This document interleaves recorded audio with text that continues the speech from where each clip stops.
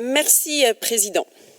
Chers collègues, connaissez-vous le kintsugi, le jidoka, le kaizen et le kano?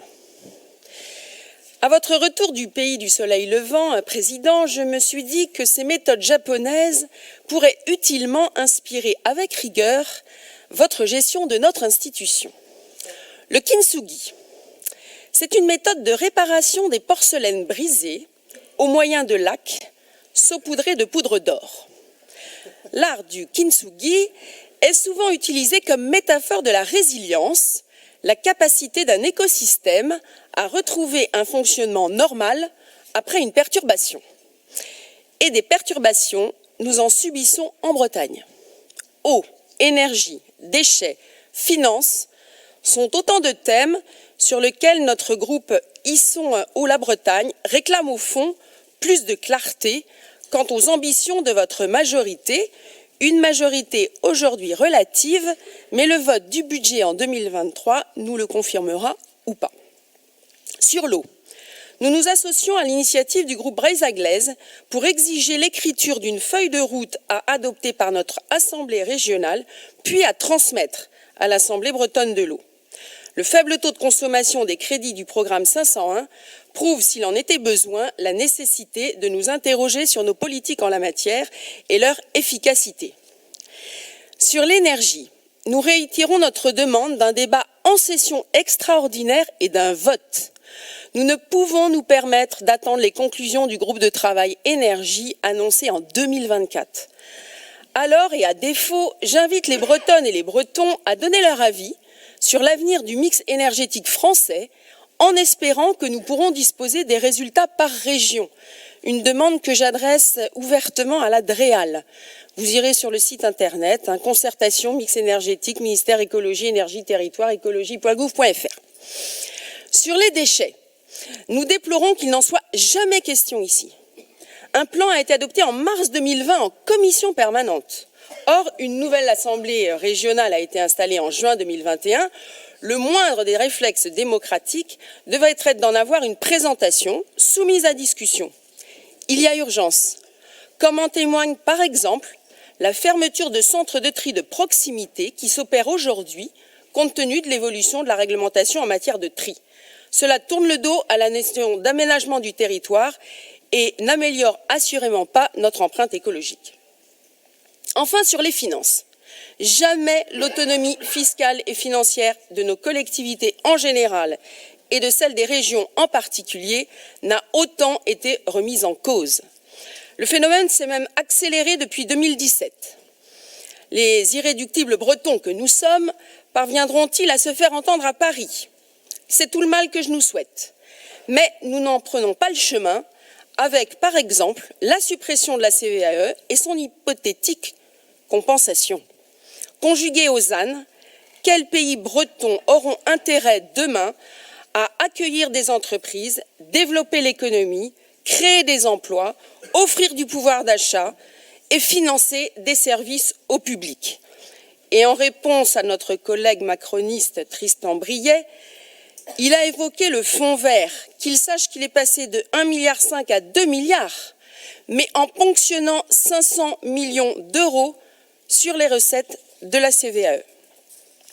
Le jidoka, c'est un moyen qui permet de lutter contre le gaspillage et de réduire les coûts. Comment? En détectant un dysfonctionnement, en le réparant, puis en recherchant une solution permanente par l'identification de la cause. Nous pourrions appliquer cette méthode à deux domaines, l'énergie et l'alimentation. S'agissant de l'énergie, la hausse du prix du carburant et du coût de l'énergie pèse lourd sur nos dépenses. Vous avez imaginé un plan de sobriété énergétique? Soit. Quelles économies en attendez-vous? Et comment vous préparez-vous aux impacts multiples et particulièrement anxiogènes des délestages annoncés? Des délestages dont je puis vous dire qu'ils ne sont pas sans nous fâcher. Comment la 7e puissance du monde a-t-elle pu en arriver là? La guerre en Ukraine n'explique pas tout, mais révèle plutôt l'impact délétère de choix antinucléaires opérés sous le quinquennat de François Hollande avec la complicité de l'actuel président de la République et sous influence d'écologistes dogmatiques pas vous, chers collègues, mais d'écologistes dogmatiques, responsables et donc coupables. S'agissant de l'alimentation, la lutte contre le gaspillage alimentaire. Je rappelle que le Jidoka, c'est donc un moyen de lutter contre le gaspillage. Vous vous y êtes attaqués dans les lycées, mais pourrions-nous en avoir le retour? Quel a été l'accompagnement des équipes de restauration et des élèves? Quelles sont les actions qui ont été mises en place pour mesurer la quantité de déchets et quelles expérimentations ont été menées? À l'heure où vous nous proposez de créer une centrale d'achat, sur laquelle nous reviendrons au cours de nos débats, il nous paraît opportun de vous rappeler tout simplement vos engagements en matière de lutte contre le gaspillage. Le Kaizen. Il repose sur des petites améliorations faites au quotidien, constamment, en impliquant tous les acteurs et en utilisant le bon sens commun, ce qu'on a un petit peu perdu. Ce qu'il résume, fais le mieux, rends le meilleur, améliore-le, parce que si nous ne le faisons pas, nous ne pouvons pas concurrencer ceux qui le font. Nous pourrions appliquer ces principes à l'agriculture et à la pêche. Si nous ne faisons pas mieux qu'aujourd'hui, non seulement nous ne pourrons concurrencer les régions ou les pays qui, eux, s'améliorent, mais nous prendrons le risque de fragiliser grandement l'économie de notre région. Alors, vous nous proposez une stratégie régionale pour l'installation en agriculture. Gageons qu'elle sera de nature à conforter la Bretagne comme première région agricole française, mais aussi première région agroalimentaire. Si notre agriculture devait s'affaiblir et perdre en compétitivité, ce sont des milliers d'emplois industriels qui seraient menacés. Il n'est qu'à voir les conséquences de la grippe aviaire, dont, étonnamment, on parle si peu. Et puis, au-delà de l'installation, nous nous interrogeons toujours sur votre stratégie globale en matière d'agriculture. Lequel des 5 scénarios présentés par la Chambre régionale à horizon 2040 a votre préférence? Celui où les règles environnementales entraînent un déclin de l'élevage, celui qui vise la neutralité carbone, une agriculture territorialisée, la priorité à l'économie et aux nouvelles technologies, une agriculture bretonne plus végétale? Vous me répondrez sans doute un mix des 5. Mais dans quelle proportion? Là reste pour nous la question. Sur la pêche, là encore, la Bretagne est considérée comme la première région française. Mais pour combien de temps encore? Un avis de tempête a été lancé. Baisse de la consommation de poissons, hausse du coût du carburant. Les ports vont-ils, oui ou non, bénéficier du bouclier tarifaire? Comment la région s'organise-t-elle pour défendre les intérêts de nos pêcheurs, à Paris comme à Bruxelles? Le plan de sortie de flotte, vous en avez parlé, est-il accompagné d'une stratégie de soutien à la construction de nouveaux navires, plus économes en énergie et plus performants économiquement? Quant aux énergies marines et aux conflits d'usage, la voix des pêcheurs peut et doit être entendue. Vous vous êtes joint à l'interpellation des professionnels à la Première ministre, Monsieur le Président. Alors si Monsieur Kueff a depuis rencontré le ministre Berville, il est permis d'espérer. Si notre groupe s'appelle Ils sont où la Bretagne, c'est parce que nous restons convaincus que l'agriculture et la pêche bretonne peuvent contribuer à la reconquête de notre souveraineté alimentaire perdue. Et mieux, doivent en prendre le leadership. En impliquant tous les acteurs, comme nous y invite le Kaizen, et dans les secteurs de l'agriculture ou de la pêche, ils sont particulièrement nombreux, ces acteurs. Ils ont parfois des logiques différentes, divergentes, voire opposées. Alors le rôle du politique, de votre exécutif, Monsieur le Président, si possible éclairé par les avis de nos groupes politiques respectifs, c'est d'arbitrer avec courage et détermination.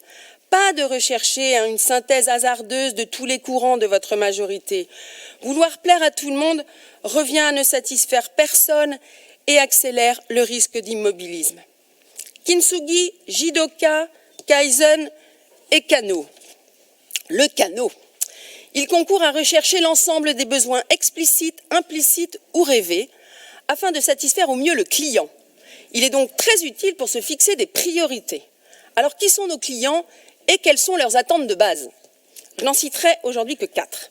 Les usagers des transports publics. Offrons-nous le meilleur service au meilleur coût et bienveillant aux familles dont les enfants utilisent les transports scolaires. La pénurie de chauffeurs est de nature à dégrader le service. Les mesures mises en place permettront-elles de l'enrayer? S'agissant du TER et de Breizot, quel calendrier d'amélioration des lignes du quotidien vous donnez-vous? Quant aux lignes grande vitesse, où en est la LNO-BPL? Comment faut-il interpréter votre silence suite aux déclarations du président de la SNCF qui semble vouloir abandonner la promesse d'un Brest-Quimper à 3 heures de Paris? Enfin, Pouvez-vous préciser aux Bretonnes et aux Bretons ce que vous entendez par le Breisgau Express en guise de RER et comment vous envisagez de le financer? Les entreprises régionales. La conjoncture les percute de plein fouet. Hausse parfois vertigineuse de la facture énergétique, inflation durable, difficulté à trouver des salariés. Nombre d'entre elles sont à la peine et les défaillances d'entreprises augmentent. Les artisans sont exclus du bouclier énergétique et appellent au secours, à l'instar des bouchers et des boulangers. Les dispositifs de soutien de notre institution sont-ils suffisamment dotés, lisibles, accessibles? Le service public de l'orientation est-il suffisamment efficace? Les formations professionnelles répondent-elles véritablement aux besoins de nos entreprises? Travaillons-nous suffisamment à l'attractivité des métiers en tension? D'autres régions, de toute sensibilité, font mieux que nous. Les collectivités locales, elles font les frais de choix gouvernementaux contestables. Elles ne se sont pas épargnées par l'inflation et la hausse du coût de l'énergie. Elles ont failli subir l'encadrement de leurs dépenses de fonctionnement, un contrat de Cahors en pire, au plus mauvais moment. Elles font l'objet d'injonctions contradictoires de la part de l'État. Aidez-nous à relocaliser des industries et à construire plus de logements, mais surtout, ne consommez plus de foncier. Quelles sont aujourd'hui les attentes de base des 1200 communes et 60 intercommunalités de Bretagne? Elles veulent de la lisibilité, de la visibilité et du soutien. Nous sommes quasiment à mi-mandat municipal 2020-2026. Le déploiement du très haut débit a pris du retard, beaucoup de retard. La contractualisation avec les EPCI prend du temps, beaucoup de temps. La gestion de l'eau, de l'assainissement, des déchets pèse lourd, très lourd sur les budgets des intercommunalités et des syndicats qui se demandent si la région Bretagne compte s'impliquer à leur côté, y compris financièrement. Clairement, notre groupe le souhaite. De même que nous appelons de nos vœux un grand plan de soutien à la rénovation énergétique de l'habitat en Bretagne.